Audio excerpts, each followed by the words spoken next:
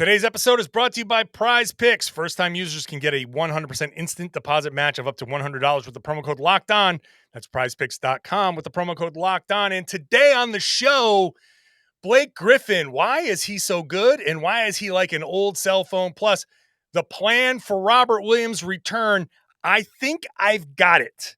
And Marcus Smart, should he be an all-star? Even if you think yes or no, I've got a rant for you right now on the Locked On Celtics podcast. Be ever ready. Recognize the city of champs. Boston, baby, we do what you can't. Locked on number 18, Tatum and Brown, J-team. Step back, we gon' wet that and slay teams. Of course the Celtics, who else could it be? Screaming like KG with the Larry O.B. Karalis above average, assessing the team status. Best daily pod, no cap, salary matching. Clutch like Bird the DJ, keep John on replay. Prime time, dapping up the truth on the sideline. Raining J's, how it started, raising banners, how we finished. Locked on Celtics pod, home of the winners. B. Hey there, welcome back to the Locked On Celtics podcast, right here on the Locked On Podcast Network, where it is your team every day, and I am here for you every single day with a free, fresh podcast that drops directly to your device if you are a subscriber. So make sure you have hit that subscribe button. You could also watch the show on YouTube, subscribe there as well. Yes, I'm asking people to subscribe to the YouTube page because even though we overtook Locked On Lakers, we have now fallen behind Locked On Lakers again. They go on one little win streak and everybody subscribes to their show. So I'm asking people, yes, please subscribe to the show so we can pass them. It's a little rivalry. I'm keeping it up. I'm John Karalis.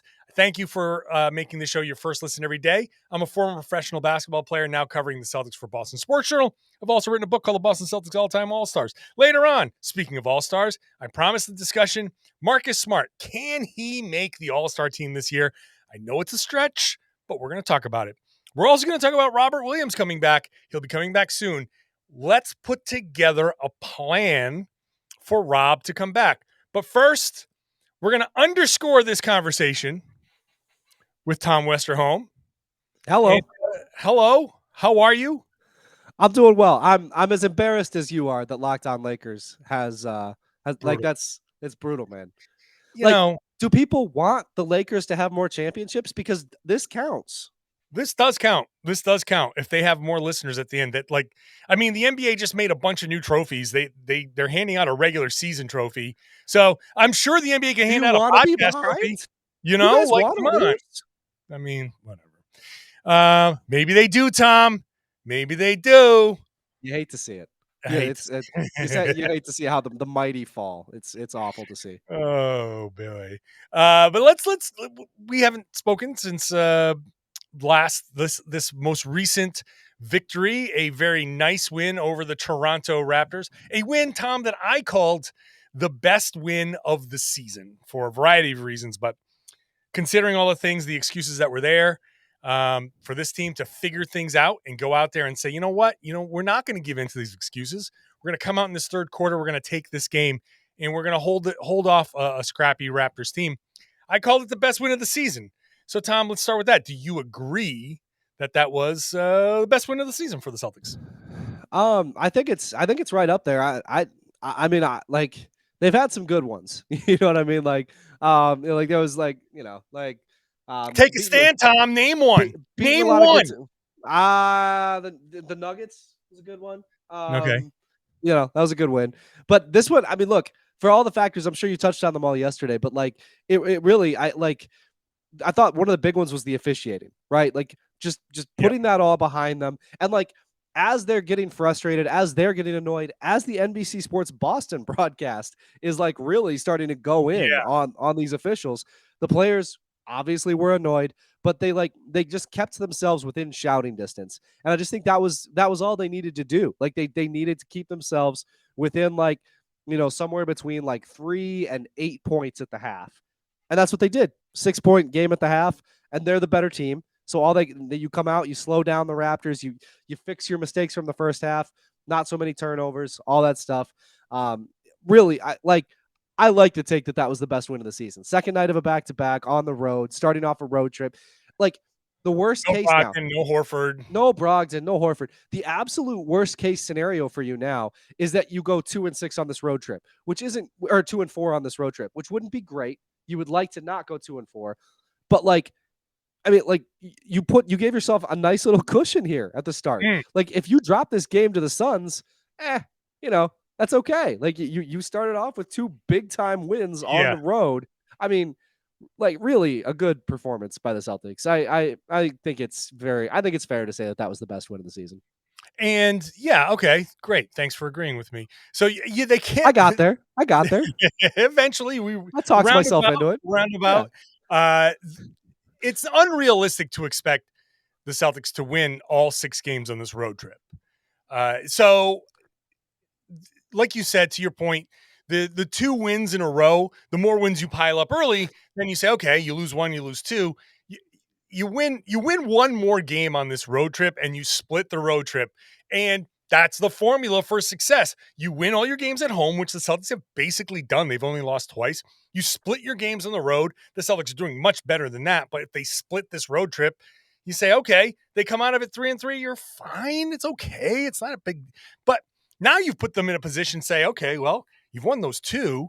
Yep. Phoenix, Golden State, LA. Well, you can win a couple of those, right? You win 2 more of these games. Now you got 4-2 in the road trip. You feel really good about that. And I feel like they're going to be really up for the Golden State game. I feel like they're going to be really up for the Lakers game. Maybe the Clippers game is the one that gets away from them. I don't know what happens in Phoenix. I have no idea what to expect there, but I like the position that they're in. Yeah, I mean that Warriors game is going to be interesting because on the one hand, like the Warriors have been kind of hit or miss this season. On the other hand, and so but you do expect them to get up for the Celtics because it's a real rivalry now. And on the other hand, the way the Celtics are taking care of business this regular season after losing in the finals makes you think that they are going to be amped up to play the Warriors. Oh my gosh, Tom! Saturday night, ABC. Yeah. This is national TV. This isn't just TNT. This is national TV. This is the big boys. This is my old Greek mom who's like, why don't they put the games on TV anymore? Now she gets to watch. Like this is like big time. This is Mike Breen's handsome voice. This is everything. This is going to be. I'm sorry. I'm setting the bar super high on this. I am expecting an epic game on Saturday night by both teams. This is going to be like, whoa, this is finals game 7 type of stuff. So one thing that we can expect, I think, again on this road trip will be Blake Griffin because they have another back-to-back to end the road trip. So Al Horford will not play in that, I don't think. And so Blake Griffin will get in, and there's been a lot of more buzz about Blake coming into this. People, I did 2 radio hits today, and both had Blake Griffin questions about, hey, what makes him so good in this role? And I compared him to like an old cell phone where you have to plug him in for a long time to charge him. And then when you use him, the battery drains real fast, but it's still really good for when for the time that you have him. So they'll plug him in for Phoenix, Golden State, and the Clippers, and they'll use him in LA again, and he'll probably be good. I mean, I like him in both of those LA games because the other thing about him is like, the thing about Blake is it's very hard to use him in a way where you don't want him to be going up against like explosive guards because those guys are the guys who are going to Steph will demolish him. Yeah. Healthy Devin Booker would demolish him, but we'll see about Devin Booker. I don't know if you saw, he sprained his ankle. He had a pretty nasty twist of his ankle last night in the Suns game. I'll be curious to see how healthy he is going into Wednesday. But so you don't want to anybody who can go side to side in a real explosive way is going to give Blake Griffin a problem. But the other thing that makes Blake Griffin like an old cell phone is that dude is tough and can take a beating. Like if you you could drop Blake Griffin pretty hard on the floor and his screen will not shatter. Like he is a tough dude. He's been taking hits his whole career. He is a calloused old vet at this point. I think that's part of what makes him valuable right now, right? Is like you can put him out there and he can kind of play with the bruisers. And that's valuable. He'll take a charge. He'll take a hit. He doesn't mind. And I mean, he's like, it's cool to watch because he's still got something in his game. He's not just a washed up old vet. There's some stuff there. I think you're right. Like, you got to use it sparingly, and it's got to be in the right matchups. But from time to time, he looks pretty good. I think with the starters, it makes sense to start him around these other guys. Yep. Because now all he has to do, set picks, roll hard, get to the right spot, and make the right rim read. And that's it. Set a pick, roll, catch it. Is the defense collapsing? Kick it out to the corner. Is the defense not collapsing? Are they hugging up on the corners? Take it to the hole. That's it. Every once in a while, shoot a three, but like that's here or there. But that's the end of it. Set a good pick, free up Jaylen and Jayson. They're going to get the attention. You get the ball out of that and make the right read, and you're good. And that's Blake Griffin. He can do that. And every once in a while, he'll dunk it. And every once in a while, he'll make some great plays. And that's it. That's all they need him to do. And they only need him to do that once every 4 games. And that's it. Yep. And that's the beauty of it. I do love, real quick, because I know you're about to kick it to break here. I do think it's very funny to me how, like, I can't tell if he's annoyed or not when everybody loses their minds over his dunks. Like, he seems kind of annoyed, but like also he's a pretty good half. Yeah, right. Like, he's a pretty good natured dude. So like, yeah, he gets it, but also it's kind of like, dog, I get it. Okay. Yeah, like, I'm old. I get it. I get it. Yes. I think he can make fun of himself. Like, he can make fun of himself, but also there's like he has the recognition where he's aware, very self-aware, but he's also still has the ego. He's like, I'm still Blake Griffin. I'm not dead. I'm not like out here on one leg. I can still jump. Did you see the things I used to do? I jumped over a car after over the hood. But yeah, that's why I love that quote. Is if I dunk once a game, maybe people will stop treating it like it's a miracle, which is a fantastic quote. Fantastic quote. All right, we're gonna get to. I don't know how much Blake is gonna play after Robert Williams comes back. How does Robert Williams come back? When does Robert Williams come back? I think we can put a plan together for Rob's return, and we'll see how close we can get to that. We'll do that after I tell you about PrizePicks Daily Fantasy. Fun and easy. I literally have had people come up to me at the Garden and tell me how they're addicted to PrizePicks now because of hearing me talk about it on this podcast. Why? Because they're not playing daily fantasy against 10 other people. Who knows what kind of computing power they have, and it's kind of like almost stacked against you. This is you against the projections. You pick 2 to 6 players, and if they score more or less than their PrizePicks projections, you can win up to 25 times your money on any entry. They offer projections on any sport you watch. And when I say any sport, I mean all the major pro sports, NBA, NFL, MLB, NHL, golf, college sports, all your college sports. You go into disc golf. When you're getting into disc golf, European basketball, and cricket, you know you've got plenty of options for your daily fantasy. Entries can be made in 60 seconds or less. Super easy, super safe, fast withdrawals. That's really important and operational in over 30 states and Canada. So download PrizePicks, go to prizepicks.com, sign up today, play daily fantasy sports. And if you're a first-time user, you can get a 100% instant deposit match up to $100 with the promo code LOCKEDON. If you deposit $100, PrizePicks gives you $100. If you deposit $50, PrizePicks gives you $50. It's very simple. All you've got to do is enter the promo code LOCKEDON at sign up for an instant deposit match of up to $100. Thanks for making Locked On Celtics your first listen every day. Now, once you're done with this podcast, head on over to Locked On Sports Today. All the things you want to know about the major stories in all of sports. 22 minutes, full wrap-up, local experts, Locked On hosts, coverage like you're never going to find anywhere else. Find it wherever you found this podcast. Find it on YouTube. Tom Westerholm, we are trying to prognosticate. Are you ready? Have you stretched? Have you gotten your prognostication muscles ready? Prognosticate. Okay, I'm ready. Prognosticate. The lazy fox jumped over. Okay, ready? Yes. He's going to be back soon. Yes. Very soon. Yes. Even if you listen to Joe Mazzulla. So what's soon? Now, I haven't seen him. I don't think he's on this trip. That's also my impression. Yep. I don't know though. I don't know. I don't know. I don't think he's on this trip. I think they left him behind. And I'm gonna guess, and I could be wrong. I'm gonna preface all of this by saying I could be wrong. I didn't see him on the sidelines, in either game. Now I'm not traveling with the team. Maybe I missed something, but I think he's back home. Why would he be back home? Channel Brian Windhorse. Why would they do that? Well, Tom, I'm going to look at the main Celtics schedule. Ooh.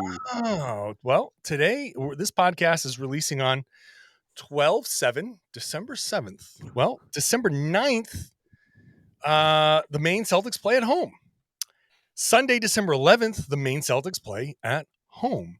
Thursday, December 15th, the main Celtics play at home. The Celtics are on the road until the 16th. So from now until they get back. Until the 13th, probably. They'll be back. They'll probably head straight home after this road trip, I would imagine. Sorry, but but they play on the 16th. They don't play until the 16th, correct, yes. So from now until they get back, the main Celtics are at home. So I am presenting the theory that Rob will, at the very least, get an assignment to the main Celtics, even if it is at some point after their Sunday, December 11th game, Monday, Tuesday, Wednesday, one of those or two of those 3 days, they bring the main Celtics down to Boston. They assign Rob to Maine, but he stays at the Arback Center, and the main Celtics practice at the Arback Center. You can do that and have him get full scrimmages with those guys. You could even play him in that game on December 15th, send him up to Maine, have that 16th for him to recover, get that kind of, okay, how you feeling? And target December 18th against Orlando, second game against Orlando, 3 p.m. Sunday game as his return. So I'll kick it over to you, Tom. What do you think of that plan? I think it's good. No, I mean, legitimately, and they have 2 days, and they have 2 days off after that Orlando game. Yeah. So you got extra, and it's a long homestand, no travel, perfect time to bring him back. Long homestand, and not only is it 2 days off, that 3 p.m. game, that'll be over by 5:30.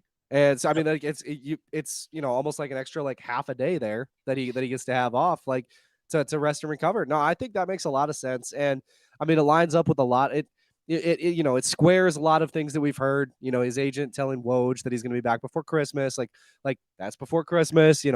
Like you said. I mean, then this way he doesn't have to he doesn't have to do any of this travel that the Celtics are about to kind of undergo here. You play that. You play that Orlando game. Orlando is not the best team in the NBA, so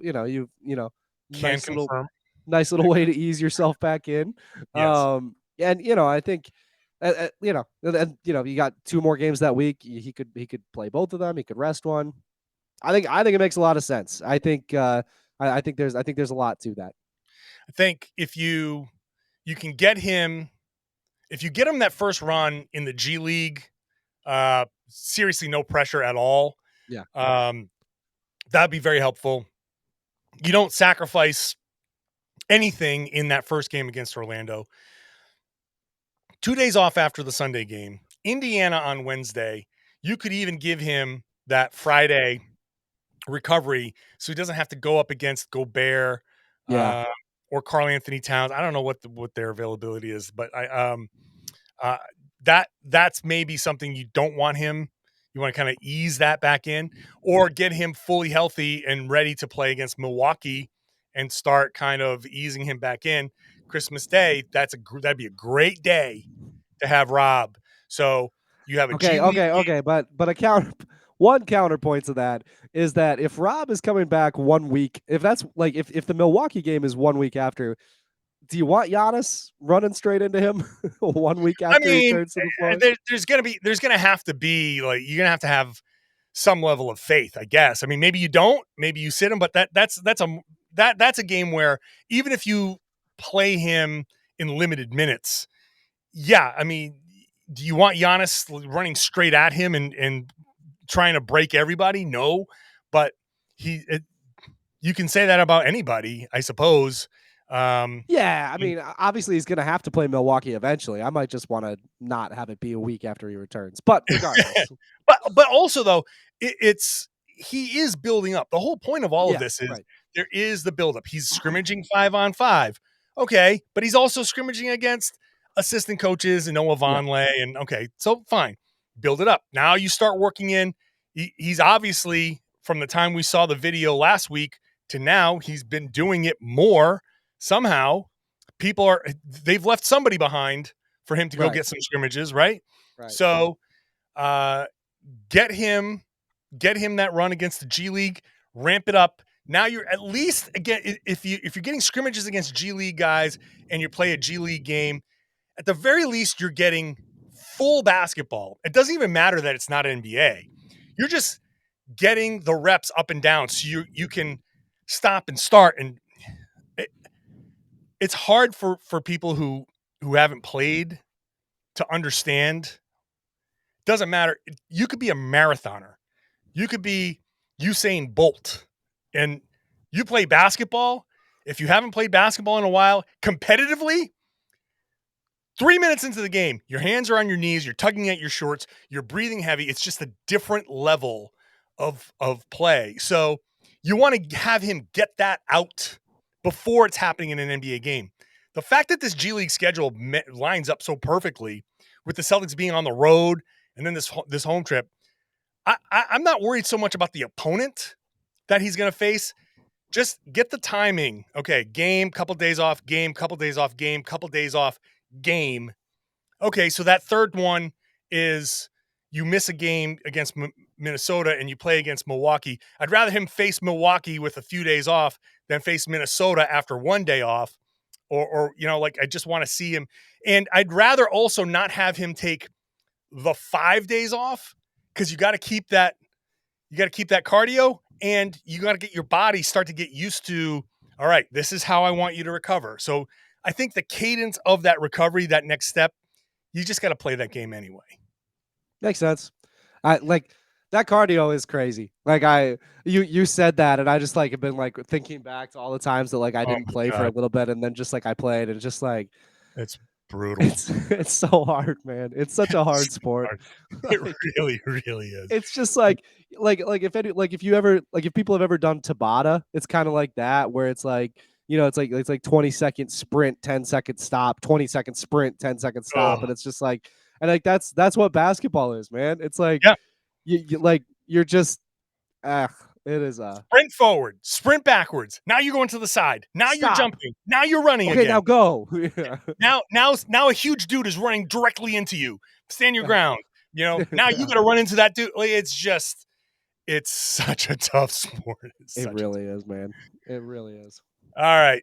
Marcus Smart is very good at this tough sport. Is he good enough to be an all-star? We'll see. We'll talk about it. This is going to be a fun little discussion.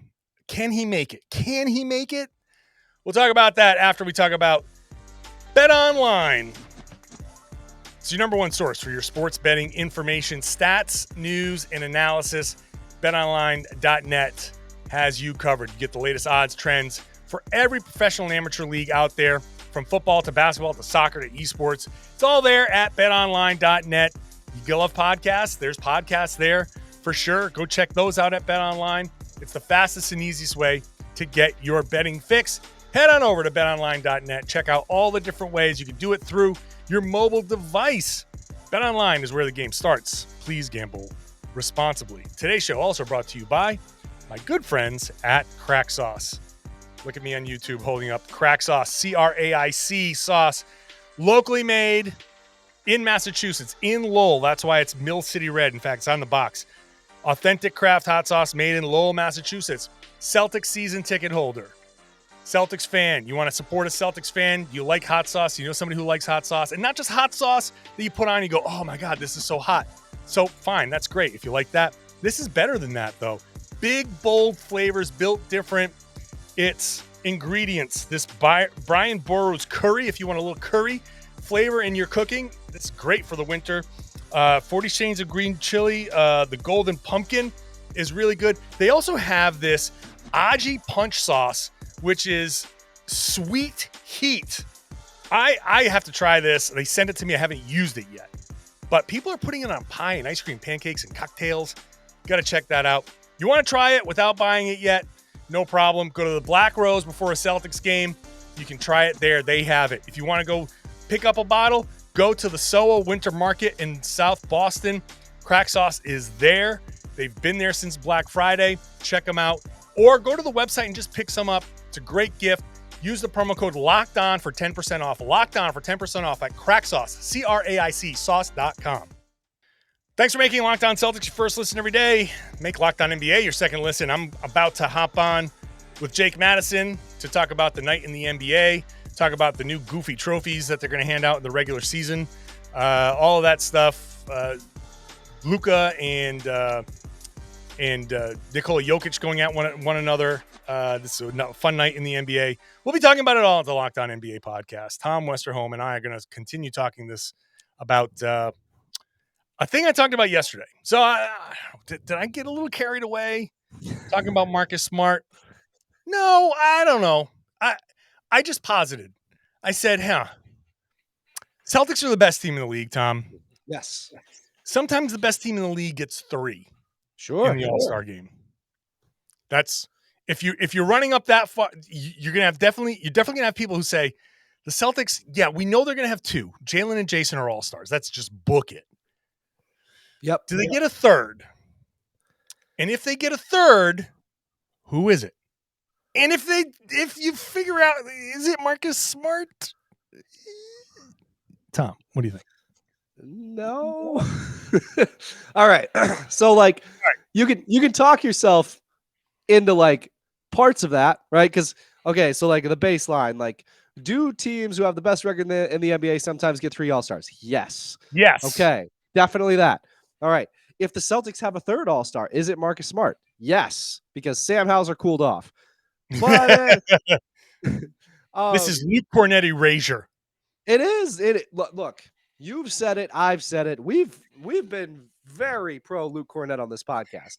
Yes, now, the part where I get tripped up is, will the Celtics get Marcus Smart on the All-Star team? And I think that answer is very clearly no. It's just Smart's been great, right? And I think one of the things that we've seen this year is this has been one of the best Marcus Smart seasons. And I think that can when you're up close and you're watching that happen, you're like, oh man, this guy should be rewarded. He's having a great season. Is he an All-Star? Is he a most improved player? And I think the fact is, I don't think Smart has improved as much as to that level. I don't think he's the most improved player, and I don't think he's an All-Star. I think he's just always been a good player, and it's just showing a little bit more this season. Yeah. And I just, when you go down the list, I mean, there's a lot of guys. You before we got on, you did give me the warning that we were going to talk about this, and I don't think Marcus Smart is going to be an All-Star. A good example of that is NBA.com's 8 candidates to be All-Star guards in the Eastern Conference. Number 1, they have Jaylen Brown. They have, which obviously, yes, DeMar DeRozan, Darius Garland, James Harden, Tyrese Halliburton, Donovan Mitchell, DeJounte Murray, Trae Young. And it's just that's 8 guys who are going to make it above Smart. Smart's defense is amazing. He's been super crucial for the Celtics, but he's averaging 12 points and 8 assists. I don't think any of those guys. Okay. I don't think Smart's making it over any of those guys. Okay, I will agree, sort of. There's one guy on that list that I'm just completely out on. I want to see if you can guess. All right, so I think it could be James Harden. Because I don't think that you are a huge James Harden guy. However, I am going to go with Trae Young, based on him not playing a game recently, where he just decided not to. Just decided not to play. That does not sound like something that you would like. Also, he's a disaster on the defensive end. So I'm going with Trae Young. That is a good guess, but you had it right the first time. Ah, You had it right the first time. Okay, couple of reasons why James Harden is out. Okay, I'm not a James Harden guy, in especially like recent James Harden. So number one reason why currently I'm out. As of right now, he's only played 10 games. So fair. that to me, number two, okay, maybe I'm comparing him to prior James Harden. Okay, 22 points, nine, almost 10 assists, 34, not even 34% from three. Okay. Yeah. That's not, to me, that's not all-star on a 12 and 12 team. So Can I ask Embiid, a quick qualifying question? How many games is enough games for you at this point? That's just I was just curious about that. Like, how many do you think a player should have had to play? I mean, at this point, there's 25 games have been played. Yeah. So, I mean, more than half. Okay. All right. So, I mean, I would say that, and I will allow for like, so, I mean, say if you've played 13, 14, something like that, and it's only a few games off, but yeah. So but that's number one. Number one, Okay. he hasn't played enough. Number two, Philly doesn't get two all-stars. Philly Fair. doesn't get two all-stars. Fair. You get Joel Embiid, and you're 12 and 12, and that's it. You're not getting anybody else. I don't give a damn. So to me, Harden is out. Now the rest of the list is going to be hard to overcome, right? Because there are a lot of really great names there. DeRozan deserves it. Garland deserves it. Halliburton certainly deserves it. Mitchell, Murray.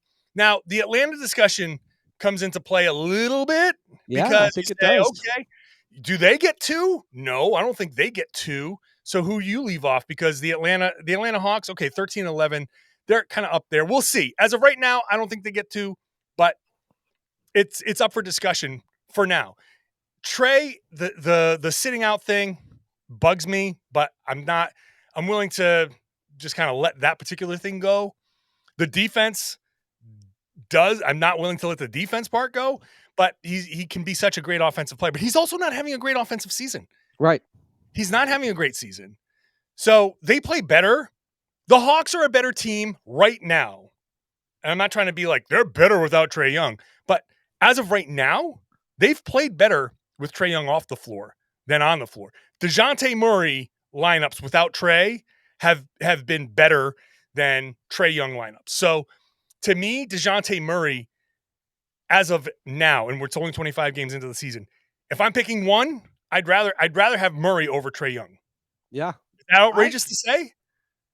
I don't hate it. I mean, I'm also like, I really like DeJounte Murray. So like, I'm a little bit biased in that regard. I was just looking it up because I was curious about Trae Young lineups. And I mean, they're 2 points per 100 possessions better with Trae Young on the floor. Like, that's not per cleaning the glass. Like, that's not blowing anything out of the water. That's pretty mid. Right. Yeah. Now here are my arguments for Marcus Smart, and part of why Marcus Smart doesn't make it. I think the answer currently is no. It's the way that things are structured. So if we were looking for, like, we're just looking for two guards and three front court guys. So unless Jaylen gets in as a front court guy, which he's not, that takes away a spot. If they had point guards, if they had positions as point guard, you might be able to make a better argument for Smart. Yeah. You know? So obviously, starting point guard on the best team in the league, they have an historically good offense. He's fifth among East guards in assists. He's averaging the fewest turnovers out of any of those five. Fourth in assist ratio with a higher usage. Lowest usage, though, like an argument against the turnovers thing. I mean, an argument in favor of the assists, but the fourth in the conference in assist ratio with a higher usage rate than anyone above him. Oh, okay, yeah. That's really, admittedly, I'm digging a little bit to find the numbers that support it, but those are the numbers that support it. He's the point guard, fifth in the conference point guarding, high assists, low turnovers, usage. Sure, he's not going to have the usage that these other guys, these big time scoring guards, are not. But right. As far as the guys who are dishing out a lot of assists, his usage is okay. with most of those guys. I think there's an outside chance that if teams like Philly are not rewarded with 2 All-Stars, and you're probably going to have to be searching for an injury, like, I don't know, Darius Garland sprains an ankle before the All-Star break and he has to come out. You might go down a couple and maybe you can get to Marcus Smart. I'm not going to say there's a 0% chance, but I admit that there's not a great chance. But if he's ever going to make the All-Star team, this might be the year for him to do it. And considering the defense, considering how good the team has been, there might be some coaching kind of feeling like, you know what? We're not going to reward Trae Young for having a down season. We're going to reward this guy for being an integral part of the best offense in the league and being the defensive player of the year. There might be some finagling. There might be some narrative. There might be any of that stuff where I think if a coach goes, you know what? You don't get rewarded for this behavior. You don't get rewarded for this down year, so on and so forth. We're gonna send a message as the coaches and saying this guy deserves the All-Star nod because of how good this team is, and that's kind of what I'm leaning on. Well, and actually, here's an argument for you that works in your favor. I'm still out on it. I still don't think that he's going to be an All-Star. But here's something that gives me some pause. Go back to 2000. Okay, so 2002 to 2006. Ben Wallace was an All-Star every single year, but during those 4 years, he was an All-Star 4 years in a row, and he never averaged 10 points per game during that stretch. So why was he in there? For his defense, player of the year, right? Yeah. What was Smart last year? Defensive player of the year. It's like it's not crazy. It's and you are allowed to take really elite defense into it. Like that's not, that's a big part of the game that doesn't always get rewarded. Marcus Smart should not have to weep on camera like Rudy Gobert to debate. I love Rudy slander. Is there a more like universally slandered player than Rudy Gobert? I mean, even the players don't like him. It's so easy. Anyway.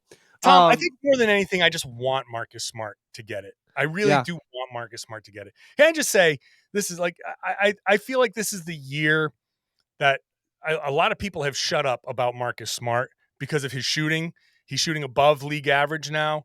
And in a way that actually bothers me, because that tells me like that's all you've been watching. Yeah. Marcus Smart is still he's not getting the assists. He's getting more assists now than he has in the past. He's in more of a role, and he's got better players to pass to. Those guys are much better. Tatum is finishing a lot more of his buckets off assists.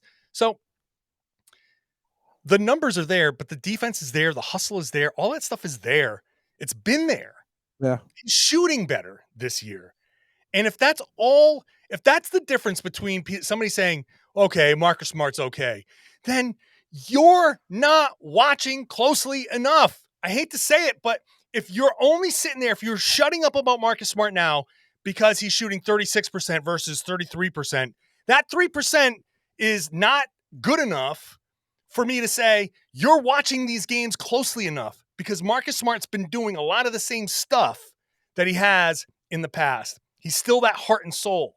And so I would love for Marcus to just get this recognition. And on top of all of that, a lot of the stuff that he's been getting in this town has been so undeserved, because he's been nothing but a model citizen and a guy that's been he's helped so many people with his charity work and all of that. He's been a major addition to the city of Boston just as a person. So I'm looking at this as just my time to kind of look at all of the people who have been not the people who are like, oh yeah, Marcus Smart annoys me a little bit. Like that's not, I'm talking about the people who have actively hated Marcus Smart just because of his shooting. Those people, the extremes on that side. So I would love for him to get that All-Star just so they can just choke on it, because that extreme level of vitriol against Marcus Smart never made sense. That's No. All right.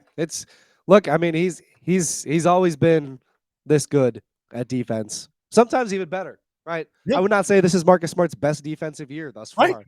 Like, I agree.